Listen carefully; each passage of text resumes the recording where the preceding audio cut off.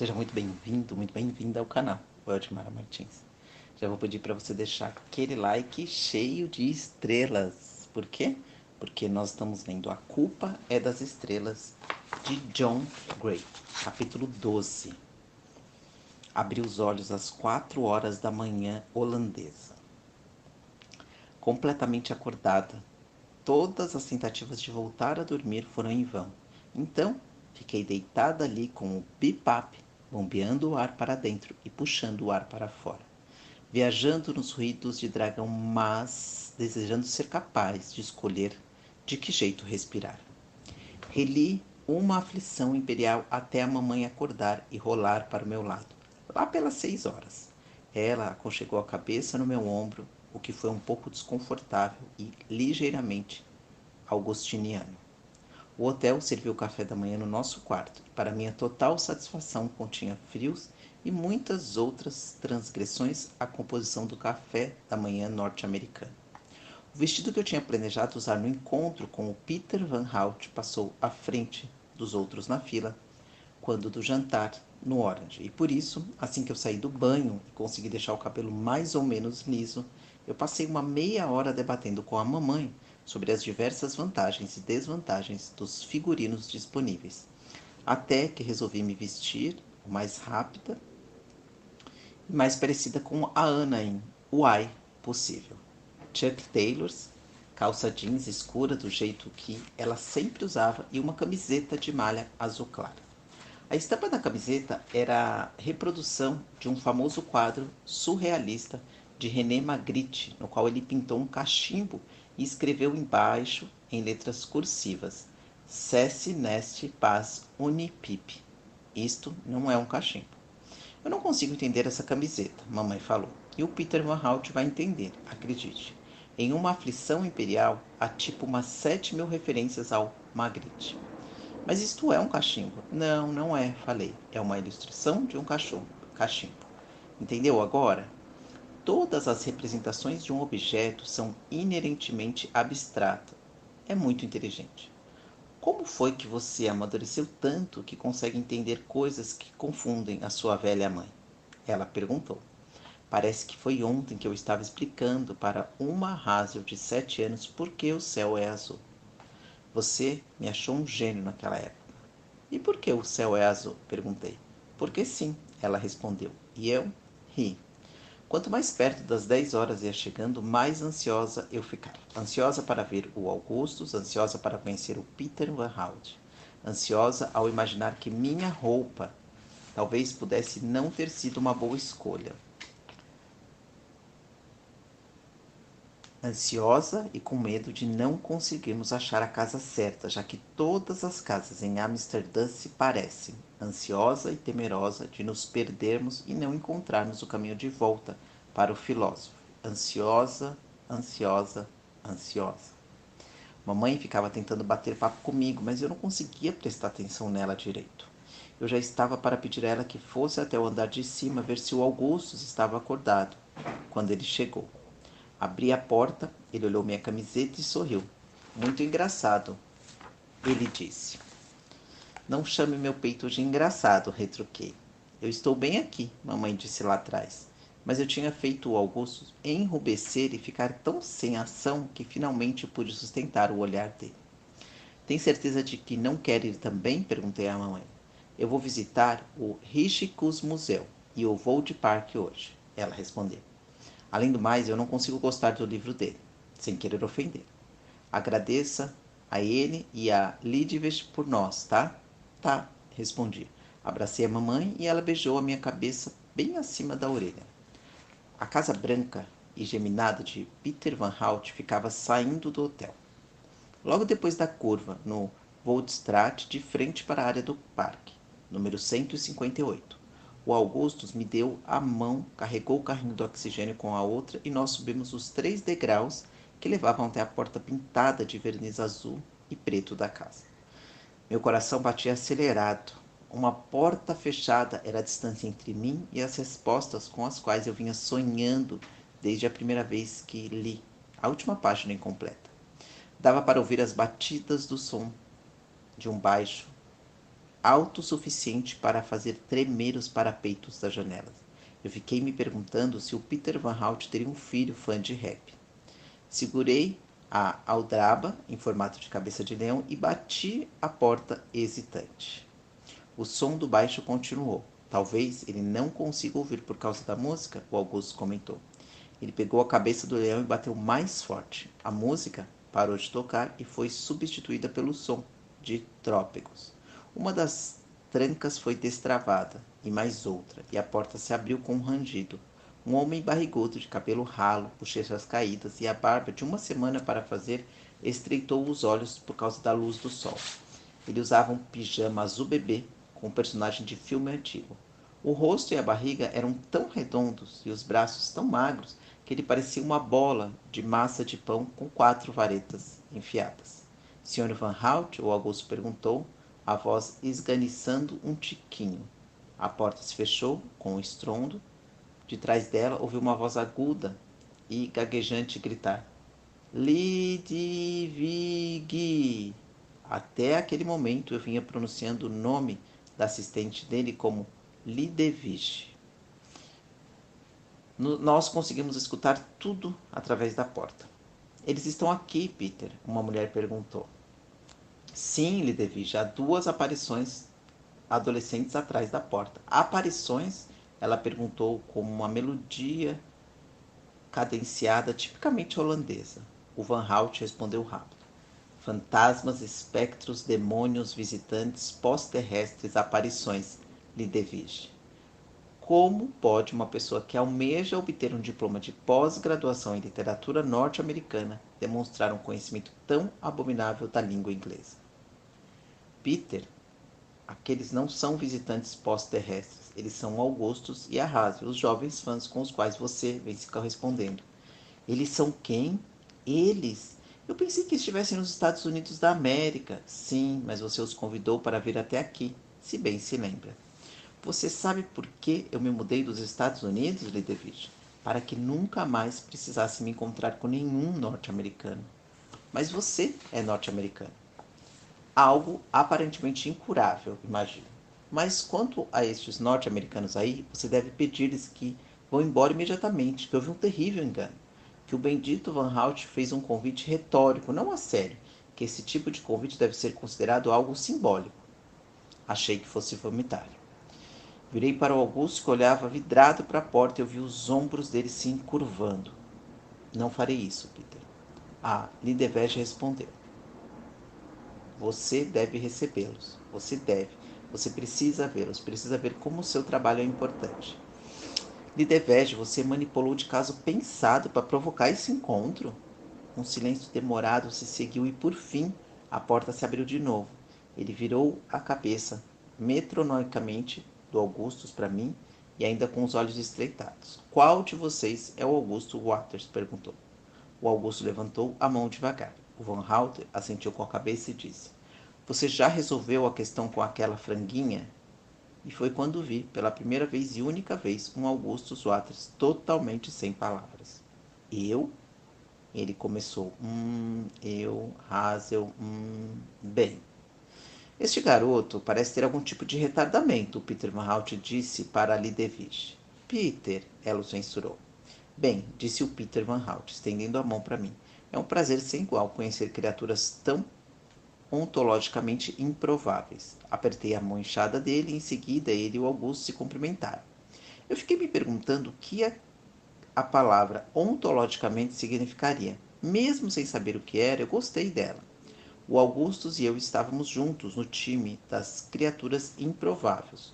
Nós e os ornitorrincos. É claro que eu tinha esperado que o Peter Van Hout fosse mentalmente são, mas o mundo ele não é uma fábrica de realização de desejos. A coisa mais importante era que a porta fora aberta e eu estava entrando ali para descobrir o que acontece depois do término do Uma Aflição Imperial. E isso era o suficiente. Seguimos ele e a Lidevech para dentro da casa. Passamos por uma enorme mesa de jantar de madeira de carvalho com apenas 2 cadeiras e chegamos a uma sala de estar estranhamente estéril. Parecia um museu, só que não havia quadro algum nas paredes, brancas e vazias. Tirando o sofá e uma poltrona reclinável, ambos feitos de uma combinação de aço e couro preto, a sala parecia deserta. De repente, eu reparei em duas sacolas de lixos preta, grande, cheias e lacradas com aqueles arames retorcidos atrás do sofá. Lixo? Balbuciei para o Augustus, baixinho, achando que ninguém mais ouvia. Cartas de fã. O Van Hart respondeu ao se sentar na poltrona reclinável. 18 anos delas. Não posso abri-las. É aterrorizante. As de vocês foram as primeiras missivas às quais respondi. E vejam aonde isso me levou. Para ser sincero, acho a realidade dos leitores totalmente insossa. Aquilo explicava por que o Van Hout nunca havia respondido às minhas cartas. Ele não tinha lido nenhuma. E fiquei me perguntando por que guardava todas elas. Ainda mais uma sala de estar formal e quase vazia. O Van Hout colocou os pés em cima do puff à frente da poltrona reclinável e cruzou os chinelos. Ele apontou para o sofá. O Augusto e eu nos sentamos lado a lado, mas não perto demais. Vocês gostariam de tomar café da manhã? Ali Deved perguntou. Comecei a responder que já tínhamos comido quando Peter me interrompeu. É cedo demais para o café da manhã, Lindevej. Bem, eles vêm dos Estados Unidos, Peter. Já passa do meio-dia para os dois. Neste caso, é tarde demais para o café da manhã, ele disse. Porém, já que passa do meio-dia para eles, deveremos então nos servir de um drink. Você toma uísque? Perguntou para mim. Se eu um? Não. Obrigada, falei. Augustus, e o Von Hout perguntou, balançando a cabeça para Augustus. Não, obrigado. Para mim, apenas Lidevege, uísque e água, por favor. O Peter transferiu a atenção para o Gus, perguntando: Você sabe como preparamos uma dose de uísque escocês com água nesta casa? Não, senhor, o Gus respondeu. Colocamos o uísque num copo, depois pensamos na água, então misturamos o uísque de verdade com a ideia abstrata da água. Talvez seja melhor tomar alguma coisa de café da manhã antes, Peter, Ali Devege disse. Ele olhou para nós e sussurrou, fingindo que estava contando um segredo que ela não podia ouvir. Ali Devege acha que eu tenho problemas com a bebida. E eu acho que o sol não nasceu, Ali Devege respondeu. Mesmo assim, ela se encaminhou para o bar, na sala de estar, pegou uma garrafa de uísque, serviu o copo até a metade e levou-o até ele. O Peter Van Hout tomou um gole e se ajeitou na cadeira, sentando-se ereto. Um drink desta qualidade merece uma postura melhor, ele disse. Fiquei consciente da minha própria postura e me endireitei um pouco no sofá. E ajeitei a cânula. Papai sempre dizia que é possível julgar as pessoas pelo modo como tratam os garçons e assistentes. Nesse aspecto, Peter Van Hout era provavelmente o cara mais idiota do mundo. Então, você gosta do meu livro? Ele disse para o Augusto depois de outro gole. Sim, respondi pelo Augustus. E sim, nós, bem, o Augustus. Ele usou o desejo dele para conhecer você, para que nós pudéssemos vir aqui e você pudesse nos contar o que acontece depois do fim do Uma Aflição Imperial. O Van Hout não disse uma palavra. Apenas deu uma golada na bebida. Depois de alguns instantes, o Augustus falou. Seu livro foi mais ou menos o que nos uniu. Mas vocês não são um casal, ele comentou sem me olhar. O que quase não nos uniu, falei. Então ele olhou para mim. Você se vestiu igual a ela de propósito? Igual a Ana? Perguntei. E ele ficou só me encarando. Posso dizer que sim. Ele esvaziou o copo e fez uma careta. Eu não tenho problemas com a bebida, ele anunciou, a voz desnecessariamente alta. Eu tenho uma relação churchiliana com o álcool. Eu posso contar piadas, governar a Inglaterra e fazer o que quiser, exceto deixar de beber. Ele olhou para Lidevege e fez um movimento com a cabeça em direção ao copo. Ela o pegou e andou de volta até o bar. Só a ideia de água, Lidevege, ele destruiu. Está bem, já entendi, ela disse, o sotaque quase como o nosso. A segunda dose chegou. O Van Hout se espreguiçou todo, de novo, como forma de demonstrar respeito, e tirou os chinelos. Seus pés eram realmente feios. Ele estava arruinando a concepção que eu tinha de um gênio autoral, mas possuía as respostas. Bem, falei. Primeiro, nós queremos agradecer pelo jantar de ontem à noite. Nós pagamos o jantar para eles ontem à noite? O Van Hout perguntou para Lidevege. Sim, no Orange. Ah, sim. Bem, Acreditem em mim, quando eu digo que vocês não têm de me agradecer e sim a Lideveja, que possui um talento excepcional quando se trata de gastar o meu dinheiro. O prazer foi todo nosso, a Lideveja disse. Bem, obrigado de qualquer forma, o Augusto falou. Deu para sentir um quê de irritação na voz dele. Então aqui estou, o Van Hout disse após alguns instantes. Quais são as suas perguntas? O Augustus murmurou. Ele parecia tão inteligente nas cartas, o Van Hout disse para Lideveja a respeito do Augustus. Talvez o câncer tenha criado uma cabeça de ponte no cérebro dele. Peter, a Lideveja disse, devidamente horrorizada. Eu também estava horrorizada, gente. Mas havia algo de interessante num cara tão vil que se recusava a nos tratar de forma condescendente. Temos mesmo algumas perguntas, eu disse. Falei delas em meu e-mail. Eu não sei se você se lembra. Não lembro. A memória dele está comprometida, a Lideveja disse. Se ao menos minha memória se comprometesse, o Van Hout retrucou. Então, nossas perguntas, repeti. Ela usa o nós da realeza, o Peter falou, para ninguém em particular. Outro gole. Eu não sabia como era o gosto do uísque, mas se fosse de alguma forma parecido com champanhe, não dava para entender como ele conseguia beber tanto, tão rápido e tão cedo. Você conhece o paradoxo da tartaruga de Zenão? Ele perguntou para mim. Nossas perguntas têm a ver com o que acontece com os personagens depois do fim do livro, mais especificamente. Você presume de forma errônea que eu precise ouvir a sua pergunta para que possa respondê-la. Já ouviu falar de Zenão, o filósofo? Fiz ligeiramente que não, com a cabeça. Ai de mim! Zenão era um filósofo pré-socrático que, dizem, elaborou 40 paradoxos associados à cosmovisão a partir de pensamentos desenvolvidos por Parmênides. De Parmênides você já ouviu falar, naturalmente, ele disse. E eu fiz que sabia quem era Parmênides, mesmo não sabendo. Graças a Deus. Ele falou. Zenão se especializou em revelar as imprecisões e simplificações de Parmênides, o que não foi difícil, pois Parmênides estava sempre redondamente enganado em quase tudo. O valor de Parmênides é o mesmo que o do amigo que escolhe o cavalo errado toda vez que você o leva ao hipódromo. Mas o paradoxo mais conhecido de Zenão, espere um instante, qual é o seu grau de familiaridade com o hip hop sueco? Eu não sabia dizer se o Peter Van Hout estava brincando ou não. E depois de um tempo, o Augusto respondeu por mim, limitado. Está bem. Mas presumo que você conheça o álbum mais influente de Afase Osh Field, intitulado Flak. Não, nós não conhecemos, respondi por nós dois. Lideveja, coloque bom farelera para tocar imediatamente. A Lideveja andou até o MP3 player, girou um pouquinho o botão circular e apertou uma tecla. Um rap começou a reverberar em todas as direções.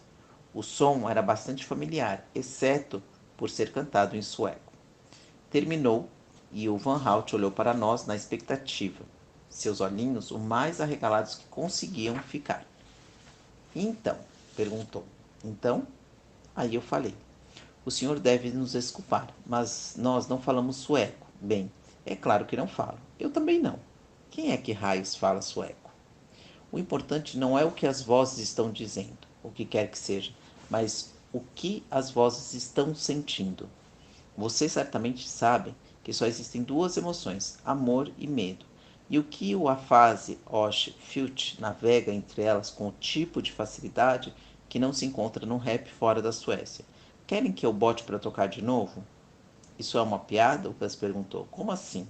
Isso é algum tipo de performance? Ele olhou para Lideveja e perguntou. É isso? Creio que não. A Lideveja respondeu. Ele não é sempre. Esse é um jeito incomum. Ah, calha a boca, Lideveja.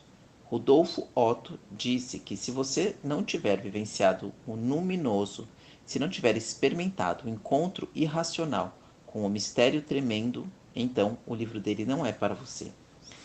E eu lhes digo, jovens amigos, que se não conseguem ouvir a reação corajosa de Afase Osh Filch ao medo, então meu livro não é para vocês. É preciso que fique bem claro, aquilo era um rap absolutamente normal, exceto pela letra em sueco. Falei. Então, Uma Aflição Imperial, quando o livro termina, a mãe da Ana está prestes a... O Van Hout me interrompeu, batendo no copo enquanto falava, até a Lindevege enchê-lo de novo. Pois bem, Zenão é mais famoso por seu paradoxo da tartaruga. Imaginemos que você esteja participando de uma corrida com uma tartaruga. É dada à tartaruga uma vantagem inicial em distância de 10 metros. No entanto, que você leva para percorrer esses 10 metros. A tartaruga talvez se desloque 1. Então, no tempo que você leva para transpor essa distância, a tartaruga vai um pouco mais à frente e assim por diante. Você é mais rápido que a tartaruga, mas você não consegue alcançá-la. Só consegue diminuir a distância entre vocês. Mas é óbvio que você acaba simplesmente passando pela tartaruga sem ponderar sobre a mecânica envolvida. Mas a pergunta de como foi capaz de fazer isso acaba sendo incrivelmente complicada e ninguém tinha achado uma resposta para ela, de verdade, até que Cantor demonstrou que alguns infinitos são maiores que outros. Murmurei. Imagino que isso responda a sua pergunta, ele disse, confiante. Então, deu um gole generoso na bebida. Não exatamente, falei. Nós estávamos nos perguntando se, depois do fim de uma aflição, eu renego tudo o que há naquele livro putrido. O Van Hout disse, me interrompendo. Não, retruquei. O que foi que você disse? Não, isso não é aceitável, falei. Eu entendo que a história acaba no meio da narrativa porque a Ana morre ou fica doente demais para continuar a crescer. Mas você falou que ia nos dizer o que acontece com os outros e é por isso que estamos aqui. E eu, preciso que você me diga. O Van Hout suspirou. Depois de mais um gole, disse: Muito bem. Você está curiosa a respeito de quem? A mãe da Ana, o homem das tulipas holandês, Sissifo o hamster e quer dizer, é só o que acontece com todo mundo. O Van Hout fechou os olhos, inflou as bochechas ao expirar e então olhou para cima, para as vigas de madeiras expostas que se entrecruzavam no teto. O hamster, ele disse, depois de um tempo, o hamster é adotado pela Christine, que era uma das amigas da Ana antes dela ficar doente. Aquilo fazia sentido. A Christine e a Ana brincaram com o Sísifo em algumas cenas. Ele é adotado pela Christine e vive alguns anos depois do fim do livro, para então morrer pacificamente durante seu sono de hamster. Agora sim, estávamos indo a algum lugar. Legal, falei, legal. Tá. Então, agora, o homem das tulipas holandês. Ele é um vigarista? A mãe da Ana se casa com ele? O Van Hout ainda estava olhando para as vigas no teto. Ele tomou mais um gole. O copo já estava quase vazio de novo. Lidevege, eu não consigo fazer isso. Não consigo, não consigo. Ele nivelou o olhar com o meu. Nada acontece com o homem das tulipas holandês. Ele não é um vigarista, nem um não vigarista. Ele é Deus. Ele é uma representação metafórica, óbvia e inequívoca de Deus. E perguntar o que acontece com ele é o equivalente intelectual a perguntar o que acontece com os olhos desprovidos de corpo do Dr. T.J. Ekebarg em Gatsby. Se ele se casa com a mãe da Ana, nós estamos falando de um livro, cara criança, não de algum cometimento histórico. Tá, mas com certeza você deve ter pensado no que aconteceu com eles. Quer dizer, como personagens, independentemente dos significados metafóricos deles e tal. Eles são ficcionais, ele disse, batendo de novo no copo. Nada acontece com eles. Você falou que ia me dizer, insisti. Fiz questão de ser assertiva e eu precisava manter a atenção inebriada dele nas minhas perguntas. Talvez.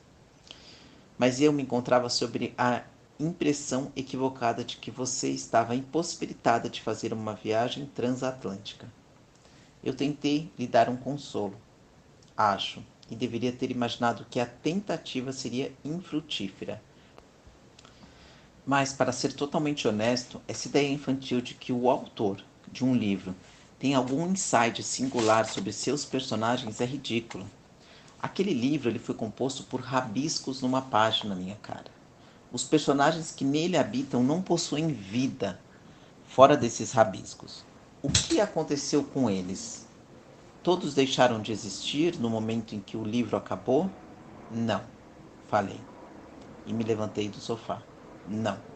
Eu entendo isso, mas é impossível não imaginar um futuro para eles. Você é a pessoa mais qualificada para imaginar este futuro. Alguma coisa aconteceu com a mãe da Ana. Ou ela se casou ou não se casou. Ou ela se mudou para a Holanda com o homem das tulipas, holandês, ou não se mudou. Ou ela teve mais filhos ou não teve. Eu preciso saber o que aconteceu com ela. O Van Hout fez bico. Eu sinto muito não poder satisfazer seus caprichos infantis. Mas eu não quero a sua pena, falei. Como toda criança doente, ele retrucou, sem demonstrar qualquer emoção. Você diz que não quer a pena de ninguém, mas a sua existência em si depende dela. Peter, Ali Devege falou, mas ele continuou, reclinando-se na cadeira, as palavras saindo ainda mais mastigadas daquela boca bêbada. Crianças doentes inevitavelmente se tornam prisioneiras. Você está fadada a viver o resto dos seus dias como a criança que era ao receber o diagnóstico. A criança que acredita que haja vida depois de um livro que acaba. E nós, como adultos, temos pena disso, então pagamos seus tratamentos, suas máquinas de oxigênio. Nós lhes damos comida e água, embora seja um pouco provável que vocês vivam o suficiente para... Peter! Ali Devege gritou. Você é um efeito colateral, o Van Hout continuou, de um processo evolutivo que não dá muita importância a vidas individuais. Você é um experimento mal sucedido da mutação. Eu me demito, Ali Devege gritou. Havia lágrimas nos olhos dela, mas eu não estava com raiva. Ele havia encontrado um jeito mais doloroso de dizer a verdade, mas, naturalmente, eu já sabia qual era a verdade. Eu tinha passado vários anos olhando do meu leito para o teto da UTI. Por isso, há tempos eu já havia achado as maneiras mais dolorosas de imaginar a minha própria doença. Dei um passo na direção dele. Ouça aqui, seu idiota, falei. Não há nada que você possa me dizer sobre essa doença que eu já não saiba. Eu só preciso de uma coisa de você antes de sair da sua vida para sempre. O que aconteceu com a mãe da Ana? Ele ergueu a papada flácida na minha direção e deu de ombros. Não posso dizer o que acontece com ela da mesma forma que não posso dizer que fim levou o narrador de Proust na irmã de Holden Caulfield, em Huckleberry Finn, depois que partiu para os territórios desconhecidos do Oeste. Babaquice. Isso é uma babaquice. Eu quero saber. Invente alguma coisa. Não. E ficarei grato se não proferir palavras de baixo calão na minha casa. Não é um vocabulário apropriado para uma moça. Eu não estava exatamente com raiva ainda, apenas bastante concentrada em obter o que me fora prometido. Alguma coisa cresceu dentro de mim e eu me inclinei e dei um soco na mão inchada que segurava o copo de uísque. O que restava da bebida se espalhou pela vastidão do rosto dele. O copo ricocheteou no nariz e depois rodopiou pelo ar, como num balé, aterrissando com um ruído de estilhaços no piso antigo de madeira. Lidevege Van Hout disse calmamente, eu vou tomar um dry martini, se possível, com um sussurro de vermute apenas. Eu me demiti, ela respondeu após uns instantes. Não seja ridícula. Eu não sabia o que fazer. Ser boazinha não funcionou. Ser grossa não funcionou. E eu precisava de uma resposta. Eu tinha vindo de longe, chegado até ali, depois de roubar o desejo do Augusto. Eu precisava saber. Alguma vez você já parou para se perguntar, ele disse, as palavras começando a sair meio engroladas. Por que se importa tanto com seus questionamentos tolos? Você prometeu, gritei. O ruído do choro impotente do Isaac na noite dos troféus destroçados ecoando na minha cabeça. O Von Hout não respondeu. Eu ainda estava de pé na frente dele, esperando que me dissesse alguma coisa, quando eu senti a mão do Augusto no meu braço. Ele me puxou em direção à porta e eu o segui, enquanto Von Hout discursava para Lidevege sobre a ingratidão dos adolescentes contemporâneos e sobre o fim da sociedade cortês. E a Lidevege, de um jeito histérico, gritava alguma coisa para ele num holandês acelerado. Vocês precisam perdoar, a minha ex-assistente, ele falou. O holandês não é bem um idioma, mas uma enfermidade da garganta. O Augusto me tirou do cômodo e me puxou porta fora ao encontro do fim da manhã de primavera e do confete dos olmos em queda. Não existia para mim a possibilidade de uma fuga rápida, mas nós descemos os degraus, o Augusto segurando meu carrinho, e começamos a andar de volta para o filósofo, por uma calçada acidentada de paralelepípedos intercalados. Comecei a chorar pela primeira vez desde o episódio do balanço. Ei, ele disse, colocando a mão na minha cintura. Ei, está tudo bem. Eu assenti e enxuguei o rosto com as costas da mão. Ele não vale nada, assenti de novo. Eu vou escrever um epílogo para você. O Gus falou. Acho que me fez chorar ainda mais. Vou sim, ele disse, vou mesmo. E vai ser melhor que qualquer coisa que aquele bêbado poderia escrever. O cérebro dele é um queijo suíço. Ele nem se lembra de ter escrito o livro. E eu consigo criar uma história 10 vezes melhor que a daquele cara. Vai ter sangue, coragem e sacrifícios. Uma aflição imperial encontra o preço do alvorecer. Você vai amar. Eu continuei assentindo, simulando um sorriso. E aí ele me abraçou, os braços fortes me puxando para perto do peito musculoso. E eu ensopei a camisa polo dele, mas eu consegui me recompor o suficiente para poder falar. Eu gastei o seu desejo com aquele idiota, disse, ainda encostada no peito dele. Hazel Grace, não. Eu posso admitir que você de fato gastou o meu único desejo, mas não foi com ele. Você gastou meu desejo com nós dois. Escutei, vim de trás um toque, toque, toque de saltos altos, uma corrida desabalada. Eu me virei. Era a Lindevege, o delineador escorrendo pelas bochechas, claramente constrangida, tentando nos alcançar. Talvez devêssemos ir visitar a Anne Frank Uys, a Lindevege disse. Não vou a lugar nenhum com aquele monstro, o Augusto disse. Ele não foi convidado, a Lindevege falou.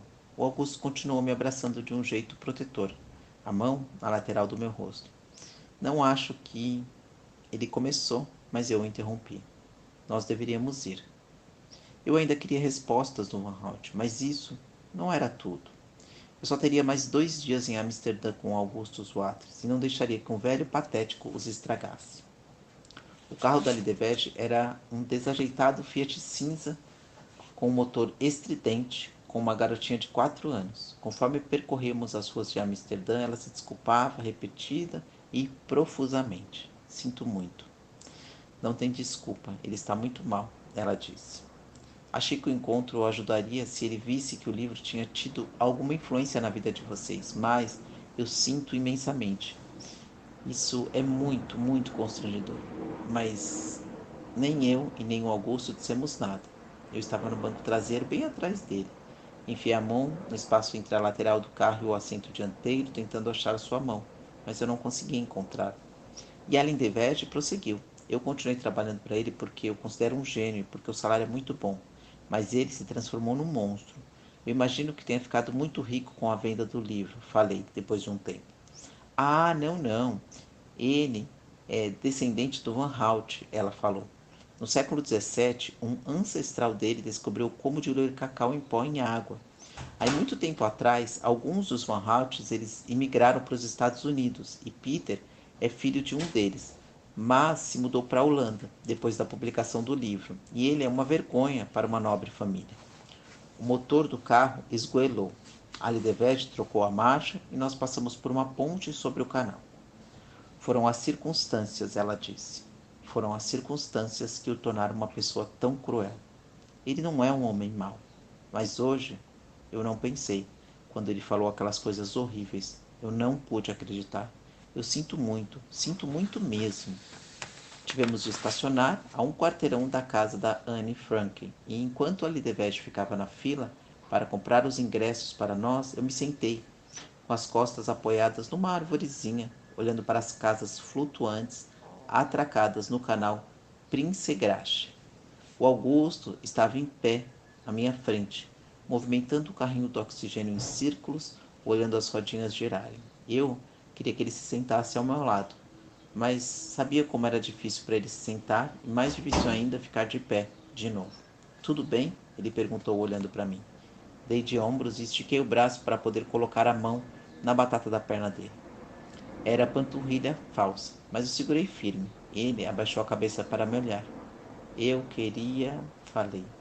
Eu sei, ele disse. Eu sei. Aparentemente o mundo não é uma fábrica de realização de desejos. Isso me fez rir um tiquinho. A Lidevege voltou com os ingressos, mas seus lábios finos estavam franzidos de preocupação. Não tem elevador, ela disse. Sinto muito, muito mesmo. Está tudo bem, falei. Não, lá dentro há muitas escadas, ela disse, e elas são íngremes. Está tudo bem, repeti. O Augusto começou a dizer alguma coisa, mas eu o interrompi. Não tem problema, eu consigo subir. A visita começou num cômodo que mostrava um vídeo sobre os judeus na Holanda, sobre a invasão nazista e sobre a família Frank. Depois fomos para o andar de cima, adentrando a casa do canal, onde funcionara a empresa do Otto Frank. Subir as escadas era um processo lento, tanto para mim quanto para o Augustus, mas eu me sentia forte. Logo estava olhando a famosa estante de livros que camuflara a entrada para o esconderijo da Anne, da família dela e de 4 outras pessoas. A estante estava aberta até a metade. Por trás havia uma escada mais íngreme ainda, tão estreita que só cabia uma pessoa por degrau. Havia vários visitantes à nossa volta, e eu não queria atravancar a procissão, mas a Lindeverde falou: se todos puderem ter um pouco de paciência, por favor, e comecei a subir. A Lindeverde carregando o carrinho atrás de mim e o Gus na sequência. Eram 14 degraus. Eu só pensava nas pessoas que vinham depois de mim, a maioria adultos, falando vários idiomas diferentes, e fiquei com vergonha. Sei lá, eu me senti como um fantasma que tanto traz consolo quanto assombra, mas eu consigo chegar ao fim da escada e finalmente num cômodo sinistramente vazio. Eu me apoiei na parede, meu cérebro dizendo aos meus pulmões: está tudo bem, está tudo bem, fiquem tranquilos, está tudo bem. E meus pulmões dizendo ao meu cérebro: ai meu Deus, nós estamos morrendo aqui. Nem vi quando o Augusto chegou, mas ele se aproximou de mim, esfregando as costas da mão na testa para secá-lo, num movimento de ufa, e disse: você é uma heroína. Depois de alguns minutos, apoiada na parede, eu fui até o cômodo seguinte, que a Anne havia dividido com o dentista Fritz Pfeffer. Era minúsculo e sem móveis. Não daria para imaginar que alguém tinha vivido ali, não fossem as fotos de revistas e jornais que a Anne havia colocado na parede e que lá permaneciam. Outra escada levava ao cômodo no qual a família Van Pell havia morado. Essa mais íngreme que a anterior e com 18 degraus. Basicamente uma escada de mão mais elaborada. Cheguei à base dela, olhei para o alto e achei que não conseguia subir, mas também sabia que o único caminho para chegar ao fim era subindo. Vamos voltar, o Gus disse atrás de mim. Estou bem, respondi baixinho. Sei que é bobagem, mas eu ficava pensando que devia isso a ela, a Anne Frank, digo, porque ela estava morta e eu não, porque ela havia ficado em silêncio, mantido as cortinas fechadas e feito tudo certo. E ainda assim tinha morrido. Então eu deveria subir aqueles degraus e ver o resto do mundo no qual ela vivera durante aqueles anos antes da chegada da Gestapo. Comecei a subir, transpondo os degraus no mesmo jeito que uma criança pequena faria, devagar a princípio, para conseguir respirar e mais rápido depois, porque eu sabia que no fim das contas eu não conseguiria respirar e queria chegar ao topo antes de perder o fôlego de vez. A escuridão invadiu o meu campo de visão, enquanto eu escalava os 18 degraus íngremes como os diabos. Por fim, alcancei o topo basicamente cega e enjoada, os músculos dos braços e das pernas clamando por oxigênio. Larguei meu corpo no chão, sentando com as costas encostadas numa parede, tossindo sofregamente. Havia uma redoma de vidro vazia e aparafusada na parede acima de mim. Olhei para o alto através dela, para o teto, tentando não desmaiar. A Lindbergh se agachou ao meu lado e falou: você chegou ao último andar. Já acabou. Fiz que sim com a cabeça. Eu tinha uma vaga noção de que havia adultos espalhados pelo ambiente olhando preocupados para mim. Da Lindevege, falando baixinho numa língua, depois em outra, e então em mais outra, para os vários visitantes do Augustus, de pé da minha frente, a mão dele na minha cabeça, acariciando meu cabelo, no pedaço em que estava repartido. Depois de um bom tempo, a Lindevege e o Augustus me colocaram de pé, e eu pude ver o que estava por trás da redoma de vidro. Marcas feitas a lápis no papel de parede que registravam o crescimento de todas as crianças no anexo secreto durante o período em que viveram ali, centímetro por centímetro, até quando foi interrompido. Saindo dali, deixamos a área de moradia dos Frank, mas ainda estávamos no museu. Um corredor comprido e estreito exibia fotos de cada um dos 8 residentes do anexo e descrevia como, onde e quando haviam morrido. O único integrante da família dele a sobreviver à guerra, Ali Devege, nos disse, se referindo ao pai da Anne Otto. Ela sussurrava como se estivéssemos numa igreja. Mas na verdade ele não sobreviveu bem a uma guerra, o Augusto falou. Ele sobreviveu a um genocídio. Verdade, Anne Devege concordou. Não sei como é possível alguém continuar vivendo sem a família. Não sei mesmo. Enquanto eu lia a respeito de cada um dos 7 que morreu, eu pensei em Otto Frank, deixando de ser pai, ficando com um diário em vez da esposa e das 2 filhas. No fim do corredor, um livro enorme, maior que um dicionário, continha os nomes dos 101.000 holandeses mortos no Holocausto. Apenas 5.000 dos judeus holandeses deportados, explicava uma plaqueta na parede, haviam sobrevivido. 5.000 Otto Frankes. O livro estava aberto na página em que havia o nome da Anne Frank, mas o que me chamou mesmo a minha atenção foi o fato de que logo abaixo do nome dela tinha 4 Aaron Franks. 4. 4 Aaron Franks, sem museus, sem placas comemorativas, sem ninguém para chorar por eles. Em meu íntimo eu resolvi que iria me lembrar dos 4 Aaron Franks e rezar por eles enquanto vivesse. Talvez algumas pessoas precisem acreditar num Deus único e onipotente para o qual rezar, mas eu não. Quando chegamos ao fim do cômodo, o Gus parou e perguntou: Você está bem? Assenti com a cabeça. Ele fez um gesto indicando a foto da Anne. A pior parte é que ela quase escapou, sabe?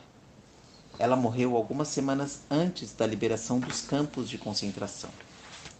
Lindevege se afastou alguns passos para assistir a um vídeo e eu segurei a mão do Augustus enquanto andávamos para o ambiente seguro. Era um cômodo de teto triangular com cartas que o Otto Frank havia escrito para algumas pessoas durante a sua busca pelas filhas que durou vários meses. Na parede, no meio do cômodo, um vídeo do Otto estava sendo reproduzido e ele falava inglês. Sobrou algum nazista que eu possa conseguir entregar nas mãos da justiça? O Augusto perguntou quando nos inclinamos sobre as vitrines da exposição para ler as cartas do Otto e as respostas dilacerantes de que não, ninguém tinha visto as filhas dele depois da liberação. Acho que estão todos mortos, mas não é como se os nazistas tivessem o monopólio do mal. Verdade, ele disse. Eis o que deveríamos fazer, Hazel Grace. Nós deveríamos nos unir e virar uma dupla de justiceiros portadores de deficiências, botando a boca no trombone pelo mundo, endireitando o que está errado e defendendo os fracos, protegendo quem se sente ameaçado. Embora aquela fosse a viagem do Gus e não a minha, eu entrei na dele. O Gus já havia entrado na minha, afinal. Nosso destemor será nossa arma secreta, falei. As lendas das nossas proezas sobreviverão enquanto existir a voz humana, ele disse. E mesmo depois disso, quando os robôs relembrarem os absurdos humanos de sacrifício e compaixão, eles se lembrarão de nós. Eles riram roboticamente da nossa loucura destemida. E ele disse: E mesmo depois disso, quando os robôs relembrarem os absurdos humanos de sacrifício e compaixão, eles se lembrarão de nós. Eles riram roboticamente da nossa loucura destemida e ele disse: Mas algo em seus corações de ferro robotizados vai desejar ter vivido e morrido como nós. A serviço do heroísmo, Augustus Waters falei, olhando para ele, pensando que talvez não fosse certo beijar alguém dentro da casa da Ana Frank. Mas então, imaginando que a Ana Frank, no fim das contas, deveria ter beijado alguém na casa da Ana Frank e que ela provavelmente gostaria de sua casa ter se tornado um lugar no qual os jovens e irremediavelmente imperfeitos se entregam ao amor. Devo dizer, o Otto Frank falou no vídeo em seu inglês com sotaque, que eu fiquei surpreso com os pensamentos profundos que a Anne tinha. Então, de repente, estávamos nos beijando. Minha mão largou o carrinho do oxigênio, segurou o pescoço do Gus, enquanto ele me puxou para cima pela cintura, me deixando na ponta dos pés. Quando os lábios semiabertos dele encontraram os meus, eu comecei a sentir uma falta de ar totalmente inédita e fascinante. O espaço à nossa volta evaporou, e por um estranho momento eu me senti bem no meu corpo.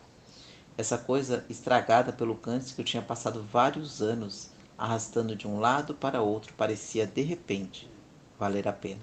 Os tubos no tórax e os pics e a incessante traição corporal dos tumores. A Ana, que eu conhecia como filha, era bastante diferente. Ela nunca demonstrou esse tipo de sentimento interior. O Otto Frank continuou. O beijo durou uma eternidade enquanto o Sr. Frank falava atrás de mim. E a minha conclusão, na medida em que eu mantinha boas relações com a Anya, é que a maioria dos pais não conhece de verdade os seus filhos. Eu me dei conta de que meus olhos estavam fechados e os abri. O Augustus me encarava, seus olhos azuis mais próximos que nunca, e atrás dele um grupo de pessoas tinha meio que se organizado em 3 camadas de círculo à nossa volta. Eles estavam com raiva, pensei, horrorizados, esses adolescentes com seus hormônios se agarrando debaixo de um vídeo, reproduzindo a voz exaurida de um ex-pai. E eu me afastei do Augusto e ele tascou um beijo na minha testa, enquanto eu olhava fixamente para meus Chuck Taylors. E foi então que começaram a bater palmas. Todas as pessoas, todos aqueles adultos, simplesmente começaram a bater palmas. E um deles até gritou, bravo, com sotaque europeu. O Augusto, sorridente, fez uma mesura. Rindo, fiz uma ligeira reverência, o que provocou uma nova rodada de aplausos. Descemos as escadas, depois de deixar todos os adultos passarem. E logo antes de chegarmos ao café, onde, por sorte, um elevador nos levou até o térreo e a lojinha de souvenirs. Vimos algumas páginas do diário da Anne, além de seu livro de citações, ainda inédito, aberto numa página de frase de Shakespeare. Quem é tão firme que não possa ser seduzido? Ela escrevera. Ali Devege nos deu uma carona de volta ao filósofo, e do lado de fora do hotel estava chuviscando. E o Augusto e eu ficamos parados na calçada de paralelepípedos, nos ensopando aos poucos. Augusto, você deve estar precisando descansar. Eu? Eu estou bem. Augusto, está. Pausa. Em que você está pensando? Eu? Em você. E Augusto, o que tem eu? Eu? Não sei mesmo qual preferir. A beleza das inflexões ou das alusões. O pássaro preto assobiando ou só depois. Augustus. Cara, você é sexy. E eu? Nós poderíamos ir para o seu quarto. Augusto. Já ouvi ideias piores. Nos esprememos no elevador minúsculo.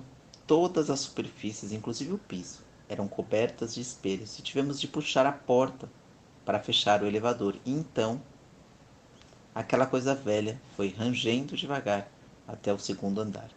Eu estava cansada, suada e com medo de a minha aparência e o meu cheiro estarem horríveis. Mas mesmo assim, o beijei dentro daquele cubículo.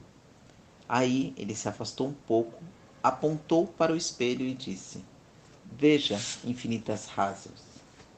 Alguns infinitos são maiores que outros. Falei pausadamente imitando o Van Hout. Que palhaço. E o Augustus disse, e demorou todo esse tempo e mais ainda para chegarmos ao segundo andar. Por fim, o elevador parou num tranco. O Augusto empurrou a porta espelhada para abri-la, e quando estava metade aberta, ele estremeceu de dor e perdeu a pegada por um segundo. Você está bem? Perguntei. Após um instante, ele respondeu. Estou.